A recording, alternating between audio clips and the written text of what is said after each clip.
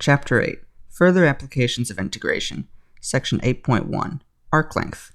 The length L of the curve C with the equation y equals f of x for x between a and b is the limit of the sum of the distance between pi minus 1 and pi, where pi's are points on the curve. So this thing over here with the absolute value on the left and right is what we use to denote distance between 2 points. So what we mean is that we look at a curve, and we look at any consecutive 2 points in the curve, and then we look at the distance between those 2 points, and we look at another 2 points, and we look at the distance between those, and then we add up all those distances to get the length of the curve. Obviously, that only approximates the length of the curve, so we take the limit as the number of points that we take for this distance between them goes to infinity. So we take the points closer and closer and closer together, and then the length between the points approximates the length of the curve so well that when we take the limit, we get the exact length of the curve. Very similar to how we would get the area underneath the curve. Instead, we just add up lengths instead of adding up areas of rectangles. So let's see if we can come up with an easier way to evaluate this, because obviously we don't want to do the limit of a Riemann sum every single time we want to get the arc length. So we come up with this nice formula, an integral. And in Leibniz notation, it's like this, where it's the square root of 1 plus the derivative squared. If we integrate that, somehow we get the length of the curve. So let's prove that really quick. Let's let delta yi be the change in 2 consecutive y values. So that means that in our picture, delta yi would be like, if here's 2 points, so that diagonal line is the length between them, then here is the change in y. And that means that over here is the change in x, delta x. So what we do is we take the mean value theorem, and we apply it to find a number xi star between the 2 consecutive x values, such that the difference in the y values is the derivative at xi star times the difference in the x values.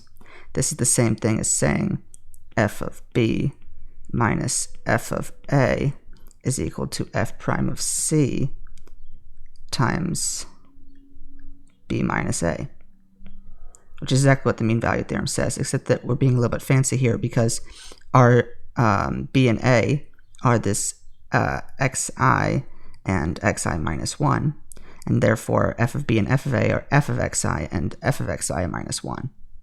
Instead of using the letter c, we're using a sample point, xi star. So what we do is we simplify this a little bit by saying that delta yi is the change in the 2 y values. So that means that we have delta yi is equal to f prime xi star times change in the x values, which is delta x. So that means the distance between the 2 points is equal to the square root of delta x squared plus delta y squared. That's just Pythagorean theorem if you want. You've got this length over here, you square it, this length over here, that'll have to equal c squared, or distance formula, however you want to think about it. So that's what gives us this. That's just distance formula, Pythagorean theorem. Then we replace delta y squared with f prime xi star delta x squared using the mean value theorem. So now we have the square root of these two things squared, but notice there's a delta x in both of them. So we factor out delta x squared, and we split our square root. So we get delta x squared all by itself. But the square root of delta x squared is just delta x. So now all we have left is the square root of 1 plus f prime xi star squared. When we take the limit of the Riemann sum, the xi star becomes x, and we just get the integral of 1 plus the derivative squared. With the square root, of course. So let's do an example of this and find the length of the arc of the semi-cubical parabola y squared equals x cubed between the points 1, 1, and 4, 8. Okay, we're only looking at the top half of this parabola, so that means that we only have to consider the positive square root if we were to take the square root of both sides of this equation over here. So instead of having to do y equals plus or minus square root of x cubed, we can just do y equals the square root of x cubed, which is x to the 3 over 2. So then we can get the derivative because we're going to need to integrate that. So let's get dy dx is 3 over 2 x to the 1/2. So now let's look at our length. Our length is the integral from 1 to 4 of the square root of 1 plus the derivative squared. Let's see if I can do better y.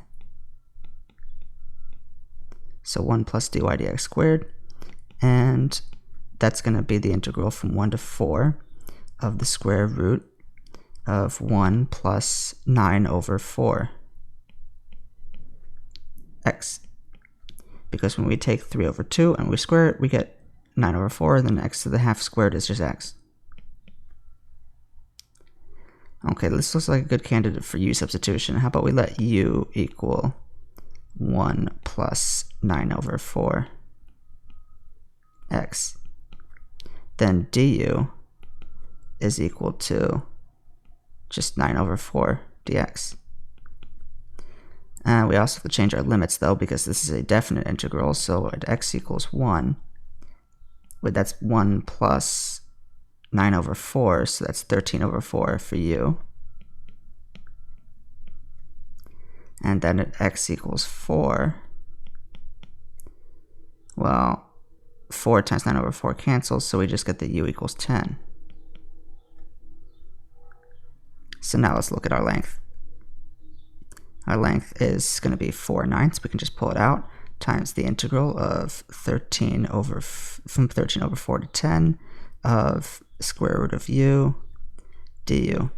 To be a little bit careful, even though b is smaller than a, we have to leave the order as they were so that we're consistent with the x values we started with.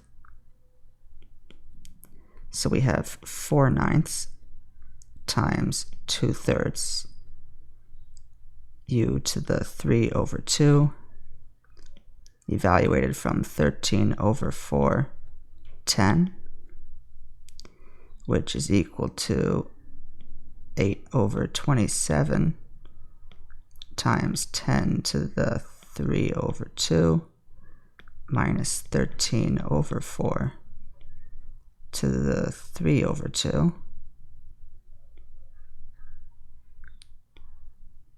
And we simplify that a little bit, and we get 1/27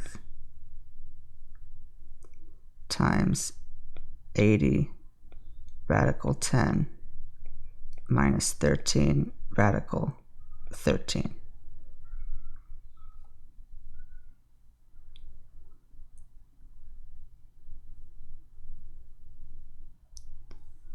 Sometimes our curves have x equals equations instead of y equals equations, or they're just easier to solve for x than for y.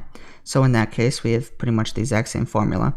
Instead of using a and b, we'll just use c and d so that we don't get confused with our letters. And instead of using dx, we'll use dy with respect to y.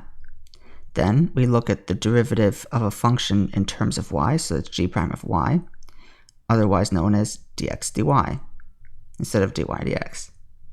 So same formula as before, pretty much. Let's look at the parabola y squared equals x from 0, 0 to 1, 1. So we want to find the length, so we need to find the derivative. So let's see, if we've got x equals y squared, then that means that dx dy is equal to 2y. So we have our length is the integral from 0 to 1 of the square root of 1 plus dx dy squared, and that's the integral of the square root of 1 plus 4y squared. And there is no y next to it, so there's no easy substitution here. But we might recall, when there's a square root and there's something plus something squared, this is a good candidate for trig substitution. Notice I have 1 plus something squared. 1 plus something squared is like 1 plus tangent squared. which is secant squared. So it looks like I should substitute tangent, that way I can get to secant in the end. So I should rewrite this in the form of y plus 2y squared, because I need something squared in the other term, and in this case I need the 4's right now separate from the y squared. So if I put it all together, then I can substitute for 2y and then square it, so that when I substitute for 2y and I get tangent, then that squares it, I get 1 plus tangent squared. So in our heads, I think we can think that we'll let 2y equal tangent. So that means that y is equal to half of tangent. And that'll be our substitution. So we have dy equal to half secant squared. And that means that when we look at the square root of 1 plus 4y squared, we get 1 plus tangent squared, as we wanted, which is just secant squared, so we take the square root and we get secant. This is a definite integral though, so we also have to change our limits. At y equals 0, that means that 0 is half tangent theta, so that means tangent theta is 0, which is when theta is 0. If y is equal to 1, then tangent of theta is equal to, well, 1 is equal to half tangent theta, so tangent theta is equal to 2. And unfortunately, that's horrible, because that means that in order to find theta, we have to do tangent inverse. So theta will be the tangent inverse of 2. So in order to not have to write tangent inverse of 2 in our limits every single time, how about we just call this another variable, let's say alpha. So I'll write say to indicate that we're naming tangent inverse 2 as alpha. We're just introducing it as a placeholder.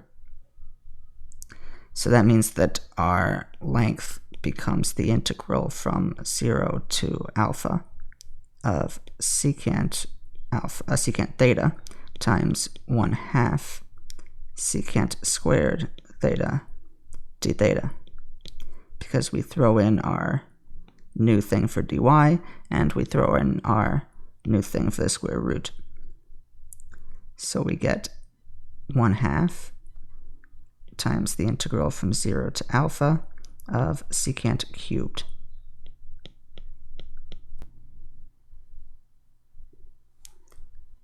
Now, maybe you remember that the integral of secant cubed, we did this in example 8 in section 7.2. So if you don't remember, then you'll have to go through that entire process again, but I think that you can just go and check out how we did it, and I'll just steal my own previous work.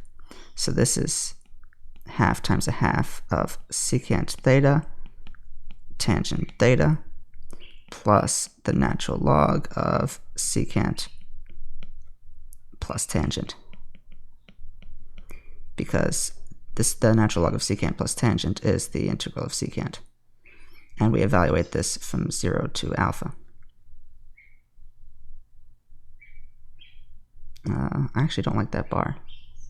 I'll change that. There we go, I like that better. Okay, especially since it's consistent. This is then equal to 1/4 of secant alpha tangent alpha, and now you can see why I used alpha, because I don't want to write tan inverse every single time. And we get just a little bit of a mess. Let's see if we can now replace all of these alphas so that we don't have any, because we're supposed to just have an arc length here. So if alpha was tan inverse 2, that means that the tangent of alpha is equal to 2. So that replaces this guy. I just have to find out what secant alpha is. Oh, but I have an identity for tangent and secant. I know that secant squared is equal to 1 plus tangent squared. Okay, well, tangent is 2, so squared I get 4, so secant squared must be 5. So that means that secant must be the square root of 5. So that gives us our arc length. Instead of writing 1/4 secant tangent, I'll plug in square root of 5 for secant, I'll plug in 2 for tangent, 2 will cancel a fourth and give us 1/2, so I get the square root of 5 over 2, and then I get the natural log of the square root of 5 plus 2 over 4, because I wasn't able to cancel for this guy.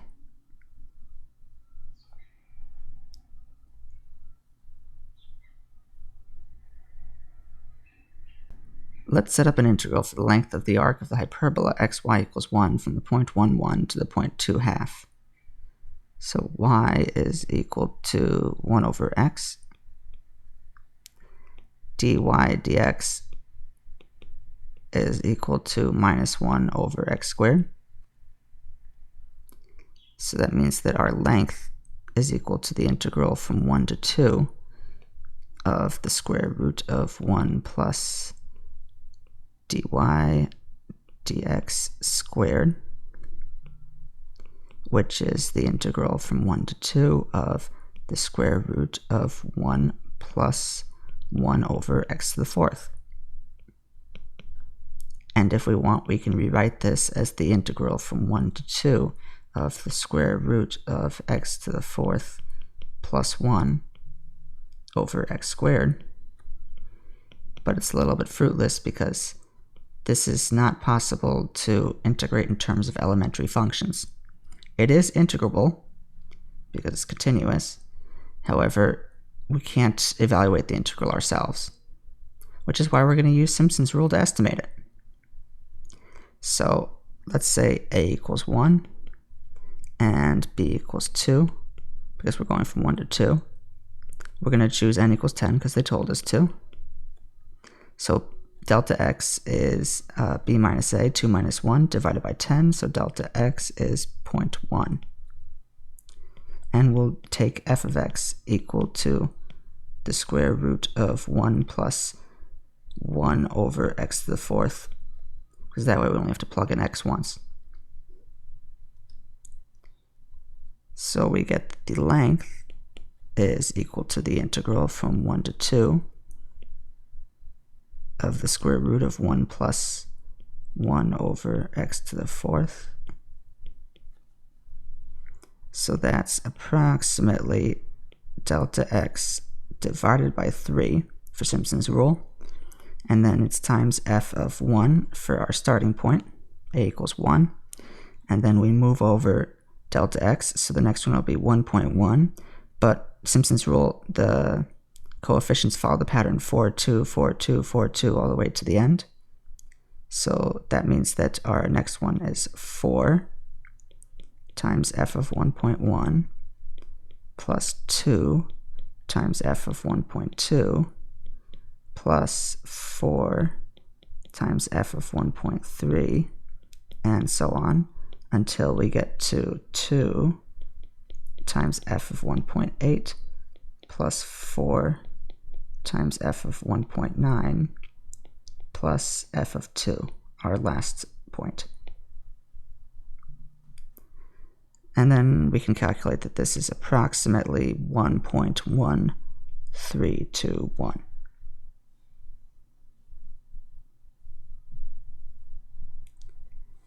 If a smooth curve C, and by smooth we mean a curve that has a continuous derivative, has the equation y equals f of x, so y is a function of x, then we can write an arc length function, s of x, which is the distance along the curve from some initial point, a f of a, to the point x f of x, an arbitrary point where we stop wherever we want.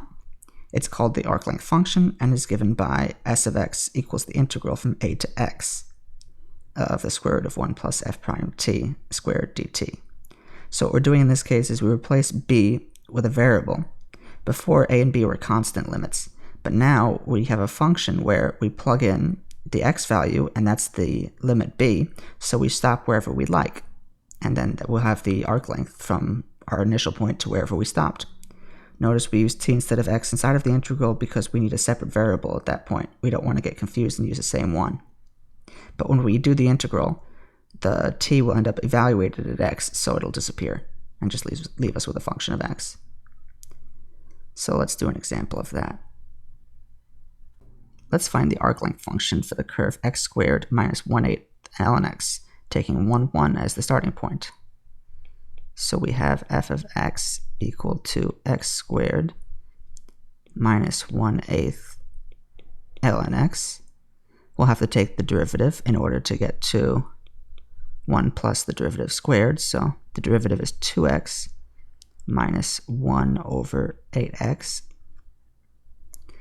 So that means that if we want to look at 1 plus the derivative squared, that'll be equal to 1 plus 2x minus 1 over 8x squared, which is 1 plus 4x squared minus a half plus 1 over 64x squared when we FOIL and add the 1.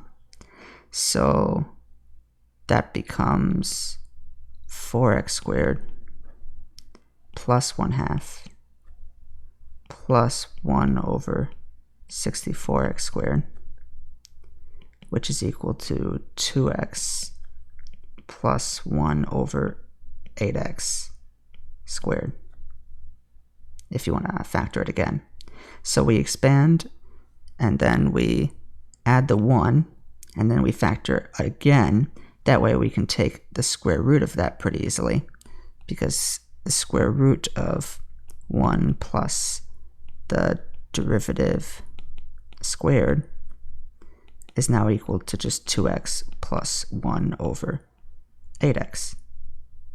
So that means that our arc length function s of x is equal to the integral from 1 to x of the square root of 1 plus f prime of t dt. So that's just the integral from 1 to x of 2t plus 1 over 8t.